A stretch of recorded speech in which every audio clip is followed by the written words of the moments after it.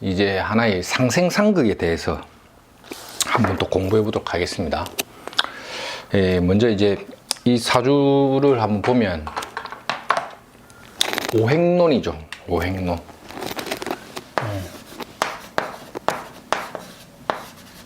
이제 오행론에서 이제 이거는 이 그림은 이제 방위를 나타낸 건데, 우리 앞에 공부했던 거를 한번 보시면 목이 이제 동쪽, 서쪽, 남쪽, 북쪽이죠. 그 가운데는 이제 중앙으로 보고. 그래서 이제 요걸 이제 방위에 의한 건데, 목생하, 하생토, 토생금, 금생수, 이렇게 오행의 어떤 상생관계를 볼 수가 있는데, 먼저 이 사주를 보면, 사주가 아니고 요 오행적인 걸 보면 수에서 시작이 된다면, 수를 우리가 이제 계절로 보면 이게 겨울로 보죠. 겨울로 보는데, 수에서 그 다음 기운을 넘겨주는 것을 우리가 뭘로 보냐면 이제 목으로 봅니다. 목으로. 수생목 이래 되죠. 그리고 목 기운이 왕성하게 그 다음 기운을 넘겨주는 것을 이제 하로 보죠. 하. 수생목, 목생하, 하생토, 토생금, 다시 금생수, 이렇게 오행이라는 성분이 이제 대자연에서 하나의 어떤 상생의 이치로서 움직인다고 보죠. 상생관계로서. 목화토금수 오행. 오행이 이제 실제 목화토금수 오행이 이제 우주의 어떤 가장 우주의 어떤 기본적인 어떤 생성의 요소로서 보죠. 생성 요소. 생성 요소로 본다. 그래서 오행이 수생목, 목생하, 하생토, 토생금, 금생수. 그 다음에 극이라는 거는 이제 반대 기운인데, 수극하, 하극금, 금극목, 목극토, 토극수. 이렇게. 이게 이제 대자연의 어떤 이제 상극인데, 이게 이제 상생과 상극이라는 어떤 상생상극의 어떤 관계가 움직이면서 발생되는 게 뭐냐, 오행이 상생하고 또 상극이라는 과정을 통해서 이제 만들어지는 게 이제 생명력이라고 보죠. 생명력. 천지 만물이 살아가는 그 대법칙이 오행의 생극제하, 상생상극의 논리로서 생명력이라는 게 부여되는데, 이 생명력이 뭐냐, 스피드. 무언가가 살아있다라는 증거죠. 살아있다라는 거죠. 무언가를 움직이게 만드는 거죠. 이게 보통 이제 이게 자동차의 엔진으로도 보통 우리가 예를 많이 드는 게, 엔진의 금속이 폭발하는 하에 극을 받았을 때, 하극금이죠. 광광 폭발할 때 발생되는 이 에너지가, 하극금, 이 에너지가 폭발력에 의해서 만들어진 에너지가 무엇을, 차가 움직인다는 거죠. 이 움직인다라는 힘이 뭐냐, 목이죠. 우리 공부했죠. 목 움직인다. 뭔가 적극적인 생명력을 만들어내는 거죠. 그래서 가장 대표적인 대자연의 이법에서 중요한 어떤 생명력을 목을 나타내죠. 목이라는 것은 이걸 나무라고만 통칭하면 안 되고, 생명력을 만들어서 움직이게 만드는 능력이 목기죠. 그래서 이제 하라는 폭발성, 오행적으로 북기운이죠. 이게 하극금을 했을 때 그 발생되는 폭발력이라는 에너지가 크랭크축이죠. 자동차의 크랭크축을 폭발력에 의해서 움직이게 만드는 거죠. 그럴 때 이게 폭발하면서 타지 않게 뭐를 합니까? 엔진에 라지에타에 물 넣잖아요.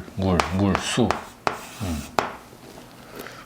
엔진이 움직이는 것은 하와 금의 작용이고, 이게 폭발하고 터지지 않게 이제 완충해 주는 게 수죠. 타버리지 않게 조절해 주죠. 그래서 하금 운동, 그럼 엔진 자체를 뭘로 본다? 토로 봐도 되겠죠.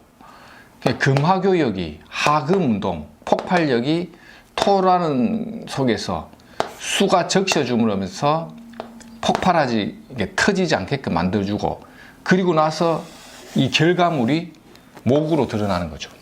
이게 오행의 생극제야입니다. 생극제야. 생극제야.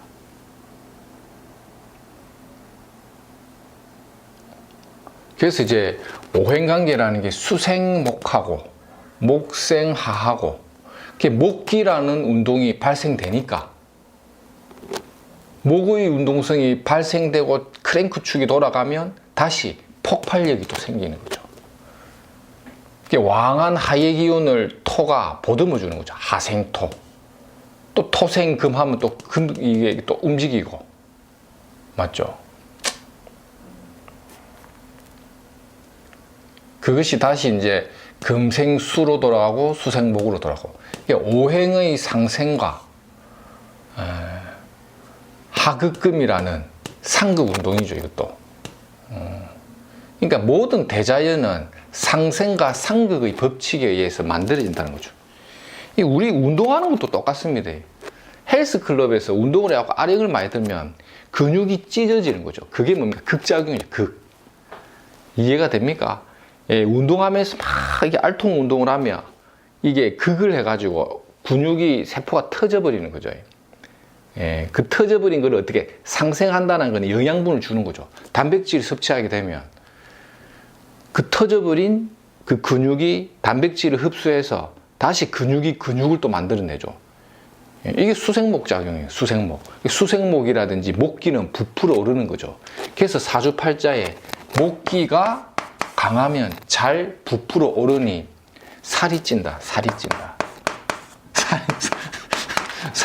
살이 찐다. 이게 봄에 목이 왕한 사람들이 살이 찌는 경우가 있죠. 무엇에 재련을 안 받으면, 근근목에 재련이 안 받으면 살이 찌겠죠.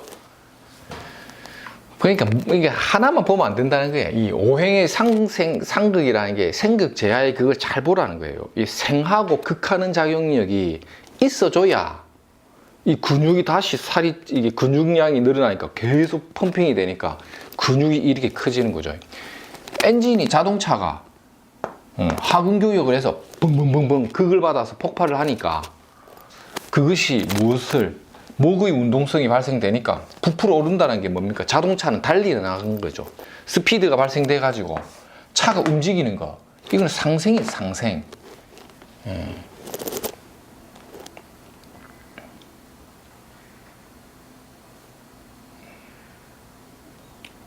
그래서 빨리 움직이면 전기가 그렇잖아요. 풍력 발전소 같은 거죠. 풍력 발전소. 이게 뭡니까 이거? 날개가 뺑글뺑글 자꾸 돌아가니까 전기가 발생되는 거예요. 전기가.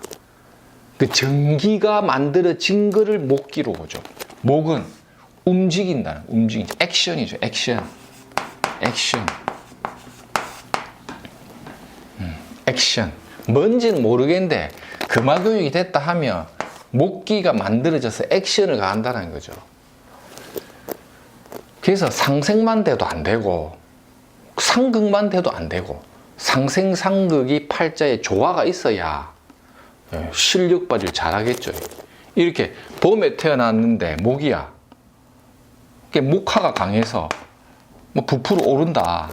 그러면 금이라는 게 조율자가 있어야겠죠. 근근목을 맞아줘야 상극을 받아야 생명력이 계속 만들어지는 거죠.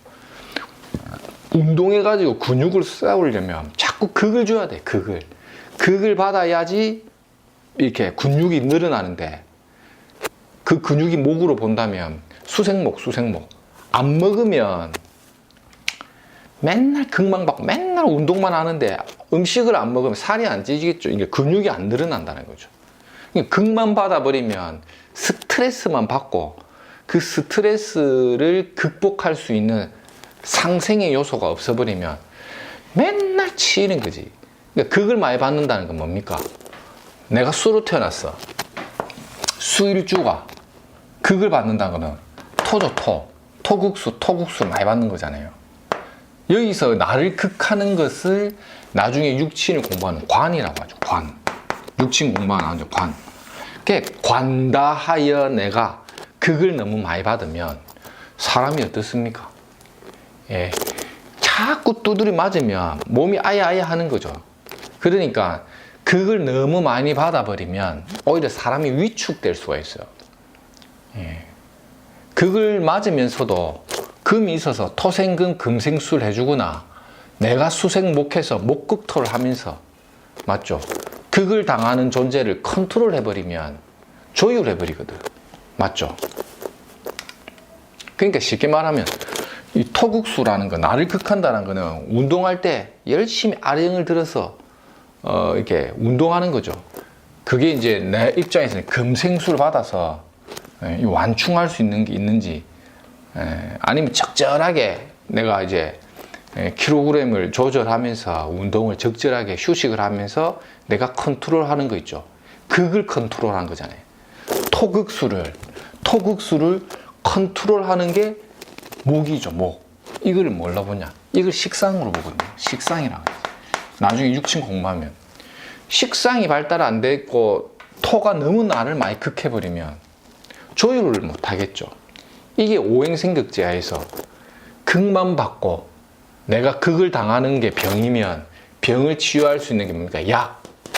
이 병약론으로 연결되죠. 그러니까 항상 인간은 뭐냐? 내가 극하는 거, 나를 극하는 거죠.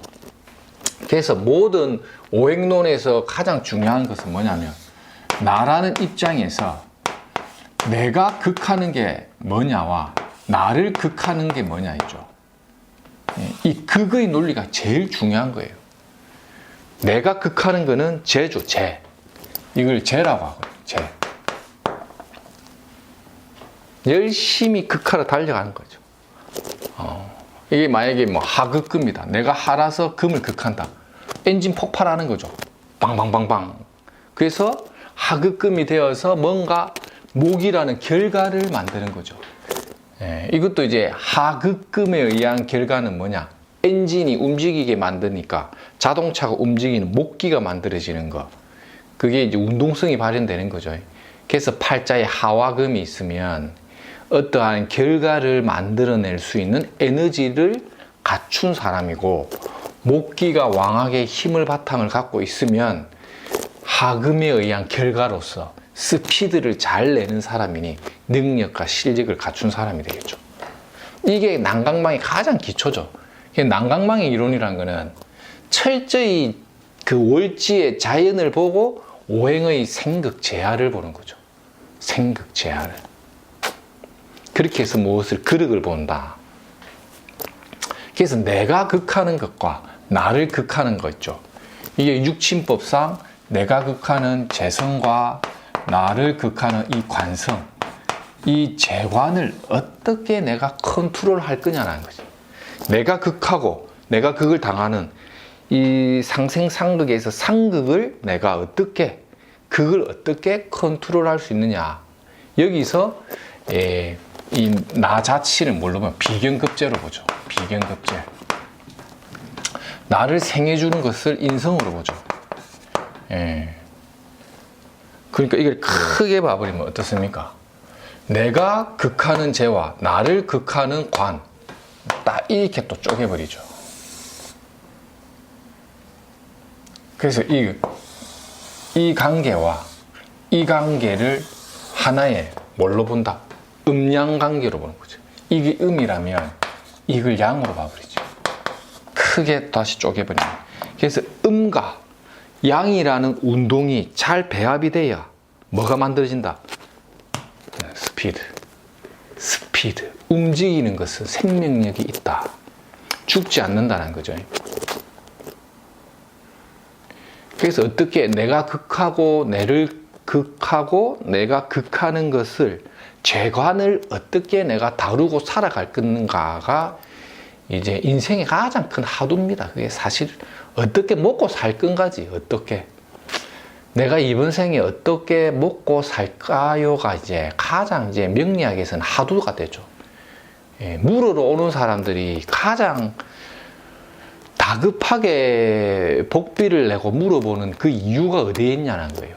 내가 극하는 것과 내가 그걸 당하는 거에 화두가 꽂혀 있다는 거죠.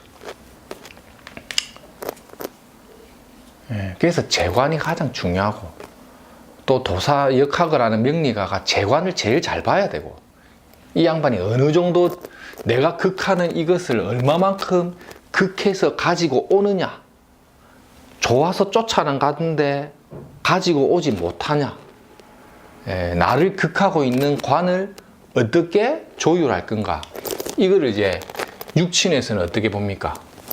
크게 보면 비견을 중심으로 인비식의 구조죠. 인비식과 재관을 나눠보죠. 인비식과 재관과의 관계. 오행생극제하에서는 상극의 관계 있죠. 내가 극하고 나를 극하는 것의 관계.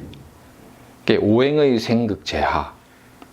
이 오행론의 가장 기본 틀이 토가 많아서 토극수 하며 목극토에서 잡아줘야겠죠. 토가 왕하면 왕한 만큼 목극토를 잡아줘야 되는데, 내가 수생목을 생한다는 건 어떤 의미냐면 내 기운을 설기당하는 거예요. 설기. 내가 설기당해서 목극토를 하는데 내가 힘이 없어버리면 에너지를 너무 많이 빼앗기고 소진해버리니까 지속력이 약한 거지. 지속력. 그러면 금생수도 받아야 되는 기라. 금생수, 수생목, 목극토 이래 돼버리는 거죠.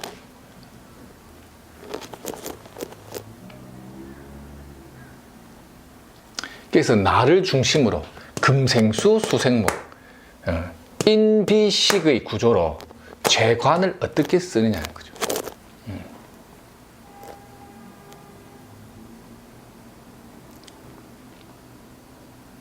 이것도 보세요. 하가 많다. 내가 극하는 하, 재성이 많다. 이 하는 무엇을 극하냐? 하극금 하죠. 하극금. 인비식, 내 몸통에서의 인을, 금을 극하니까 이게 너무 왕해버리면 내가 갖고 있는 금이 손상당하겠죠. 하극금 당하니까. 그럼 이 하를 어떻게 해준다? 목생화 해주면, 목생화 하극금 하면 이 하가 더 세겠죠. 생해준다라는 거는 내 기운을 잃어버리면서 그 다음 기운을 강하게 밀어주는 거죠. 목생화 한다는 것은 목 기운은 약화되고 하 기운을 밀어주는 거. 하 기운은 약화되고 토 기운을 밀어주고, 그를 설기라죠. 설기. 인설, 재설 이런 거죠. 그래서 이제 이런 경우는 재성이 왕하여 하극금은 내 인성이 불안하니 재설을 하든지 수국화를 때리뿌든지 해야겠죠. 그러니까 재설을 하면 설기된 이 토가 다시 토생금, 금생수가 되고, 맞죠? 근데 왕한 것은 설기, 그것을 뭐라 했죠? 왕자희설. 사주팔자에는 왕자희설이 굉장히 중요합니다.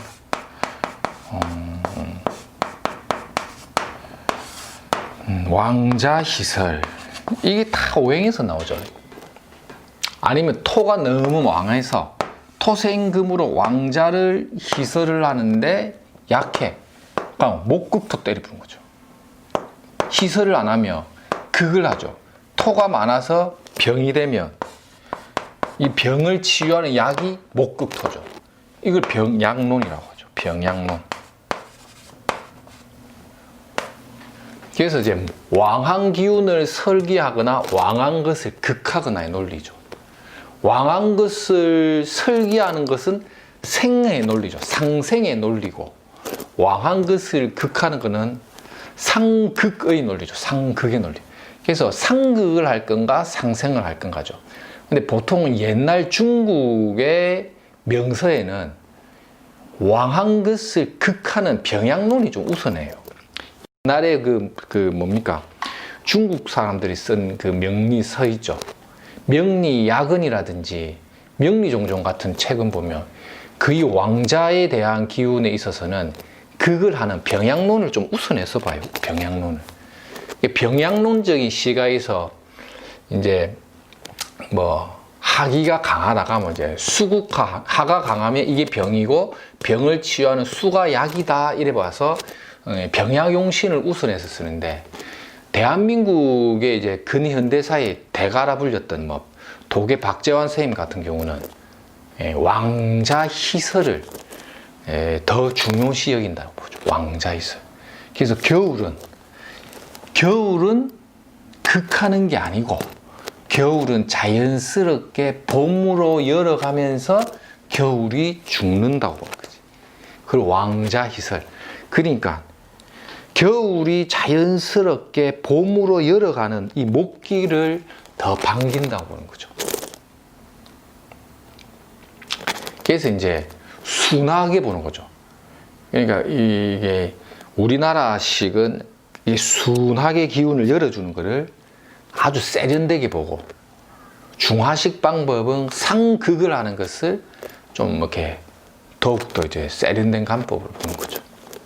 근데 이제 그게 이제 실전에서 해보면 이제 도계 선생님 말씀도 맞고, 중국에서 말하는 명리야근이나 이런 데서 이야기가 나오는 그런 생극의 논리도, 상극의 논리도 상당히 이제 상당 부분 치용할 그 부분이 많이 있기 때문에 이제 결과적으로는 케이스 바이 케이스로 좀 풀어야 되지 않겠나 이래 보는데, 어쨌든 이런 거예요. 수가 왕하면 왕한 수가 어떻게 합니까? 극을 내버리죠. 극을. 그럼 하기가 약화되니까 수생목을 빼버리는 게 낫겠죠. 목생화를 하거나. 근데 목기가 약해. 그래가지고 왕자 희설이 약하다 이러면 이제 토국수 때려버리겠죠. 그래서 왕한 것은 병이다. 왕한 것은 병이다. 병을 치유할 수 있는 설기나 극, 설기는 상생의 논리요, 상극의 논리고. 그래서 뭐든지 사주 원명에 이제 많아서 병이 된 거는 상생이나 상극의 논리로 접근하는 게 맞다죠. 이게 오행생극제야죠. 그래서 보통 이제 나를 기준으로 인비식이 하나의 손발, 수단이 되는 거고, 인비식이라는 것은 수단입니다. 수단. 인비식은 수단이 되고, 재관은 결과가 됩니다. 결과가. 재관이란 결과와 같다. 어떠한 인비식 구조를 가지느냐에 따라서 나중에 공부하겠지만 인은 뭡니까? 지식. 식상은 지식을 활용하는 능력. 지식이 있고 활용하는 능력은 뛰어난데 재관이 부실하면 머리 좋고 좋은 학교 나오고 실력도 있는데 취업이 안 된다. 실력 있고 능력은 있는데 가는 회사마다 망한다. 참 저 친구는 실력도 있고 능력도 좋은데 우째 취업을 하니까 뭐 어디 뭐 2푼 4푼 모자란 데 가가지고 취업이 안 돼. 뭐 능력 발휘가 안 된다. 일은 혼자 다 하고. 그런 사람 있죠. 주변에서 보면 야, 저 친구는 큰일 낼 아이인데 머리도 샤프하고 모르는 거 빼고 다 아는데 우째 그 취업이 안 되노? 뭐 이런 거 있죠. 공부 참 잘하는데 저 정도밖에 못 갔나? 이 재관이죠. 왜? 결과.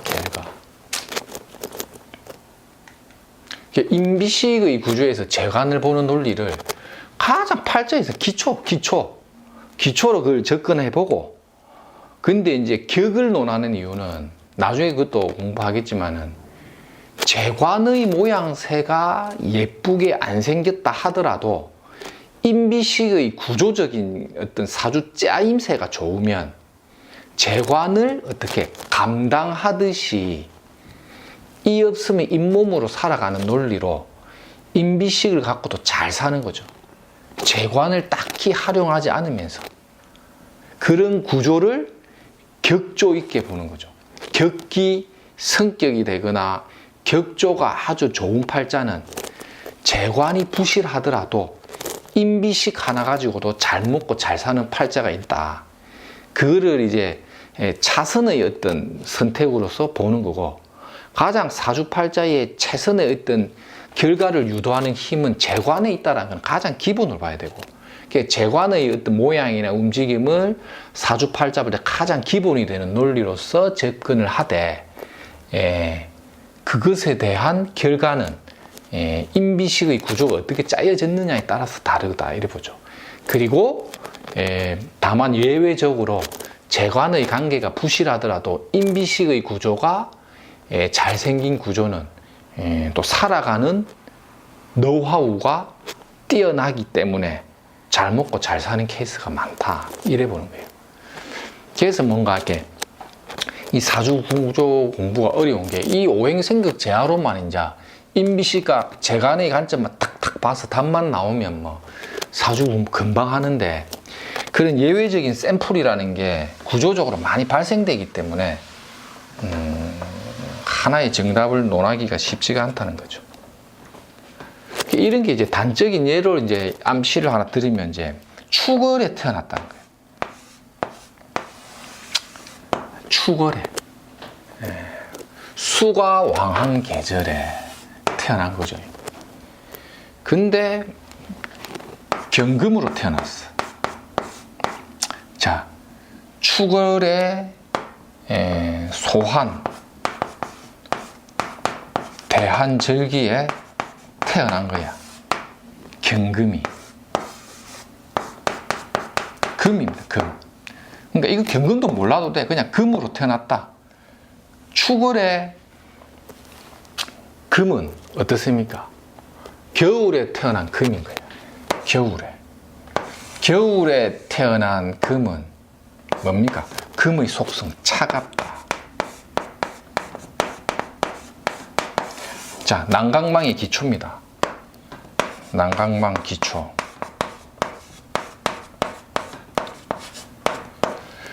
겨울에 차가운 금기는 금생수로 생해주는 게 기쁜가, 아니면 하급금을 받는 게 기쁜가?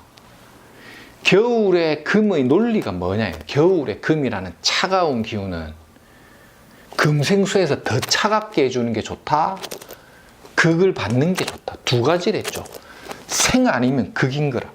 생 아니면 극인데, 겨울에 금이 차가운 금기가 차가운 수를 생해주는 게 좋은가, 따뜻한 하로서 극을 받는 게 좋은가? 겨울에 금은 극을 받아야 되는 거예요. 왜? 춥기 때문에. 추운데 경금이 할 게 뭐가 있냐 이거야. 경금은 가을밭의 이 금기라는 게 차가운 서리와 같아서 천지 만물이 열매를 맺게 하는 기운이라, 가을은 금이 수단으로서, 열매 맺는 수단으로서의 역할과 사명을 타고났는데, 겨울에 금은 할 일이 없다는 거예요. 그러니 무엇에 의해서? 하에 의해서 재련을 받는데, 조금 어렵게 들어가면 이 하 중에서도 천간이 뭐가 있습니까? 병화가 있고 정화가 있는데, 무엇에? 정화에 의해서 재련을 받아야 귀명이 된다. 귀한 명이. 그리고 금기라는 것은 어떻습니까? 본능적으로 금은 수도 생하지만 금극목, 천지 만물은 생과 극을 한다 했죠. 수도 생하지만은 목이 있으면 깨버리거든. 가을에는 정화로부터 재련받은 경금이 금극목하는 것을 기뻐해. 왜? 수확을 한다고 보기 때문에. 가을의 목이라는 것은 수확할 곡식인데, 겨울에 목은 보호를 받아야 돼. 봄에 싹을 틔우기 위해서. 봄에 싹 틔우기 위해서 보호를 받아야 될 목기가 금을 보면, 목이 금을 보면 금극목을 당하니까, 겨울에 보호받아야 될 목이 금극목을 당하면 깨져버리는 거지. 그래서 축월의 경금이 목을 보면 깨버리는 거예요. 목을. 목을 보면. 그래서 쉽게 말하면 만약에 해중에 간목이 있다. 해중에 간목이 있다. 경금이 간목을 보면, 해중에 간목을 보면 금극목을 하고, 그 목기는 어떻게? 극을 받은 목은 목생하를 하거든. 목생하를 쪼개버리는 거예요. 쪼개. 그래서 쪼개버림으로써 목생하를 하면 하극금을 하는 거지. 금극목, 목생하, 하극금. 이거를 이제 벽갑 인정이라고 하는데, 경금이 목을 보면 쪼개어서, 쪼개진 목이 땔감이 되어서, 겨울에 땔감이 되어서, 땔감은 쪼개야 되니까, 쪼갠 땔감이 목생화를 해서 하극금을 쓰니까, 이 겨울의 금은 하에 극을 받기 위해서 목을 쪼갠다. 그래서 만약에 이게 경인일주가 되었다. 그래서 목기가 왕해버리면 경금은 철저히 목을 깨버리고 따뜻한 하로부터 재련을 받기 때문에 축월의 경금이 목을 두고 목생하 구조가 되면 어떻다? 자기가 살기 위해서 목을 깨죠. 이게 재성이죠. 재성을 깨버림으로써 자기가 생조받으려고 하니 여자를 이용하거나 여자 장사를 하거나 집에 가면 약이 많다. 남자들이 재생관리를 하는 거는 내가 살기 위해서 약을 먹는 거거든. 경금이, 겨울에 경금은 하의 재를 받아야지 살아난다고 보거든. 재생관 구조. 그래서 보통 여자와 관련된 직업, 나한테 돈을 벌어다 주는 게 여자 손님이 많더라. 근데 이게 이제 정하가 돼버리면 욕심이 많고, 축월 경금이 목을 봤는데 천간에 정하라는 정간을 띄우면 욕심이 많은 사람이고, 병하를 띄운 사람은 욕심이 아니라 희생정신도 많다는 거예요. 희생정신.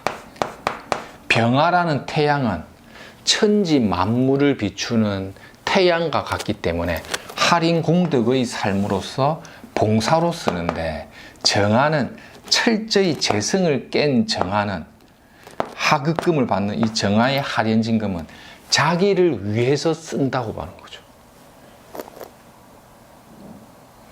이게 겨울의 금은 어쨌든 금극목을 하고 하극금을 받는다.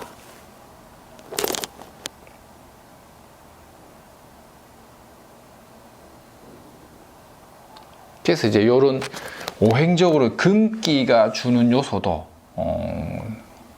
어떻게 쓰느냐를 잘 봐야겠죠. 그래서 내가 금이 가을에 태어난 금이면 이 목을 큰 재산을 만들 사람이라고 보는 거고, 겨울에 태어난 금은 자기가 이것을 실용적으로 이용을 해먹기 때문에 큰 재산을 만든 사람은 아니라고 보는 거죠. 이게 이제 조금 난강망으로 들어가면 재물을 볼 때 보죠. 그래서 이제 가을밭에 6월에 태어난 경금이 재를 보는 거와 겨울에 태어난 경금이 재를 보는 게 다 다르죠. 그리고 인중에 병화를 쓰는 사람과 그 다음에 마로자가 있어서 정화를 쓰는 게 또 다르고, 이게 이제 오행생극제하로 난강망간법으로 들어가는 논리죠. 이럴 때 이제 재물 크기가 딱 나와죠. 이걸 운에서 안 본다는 거예요. 원판 불변의 법칙. 이미 그 사람이 재관을 어떻게 활용해서 써먹느냐 있죠.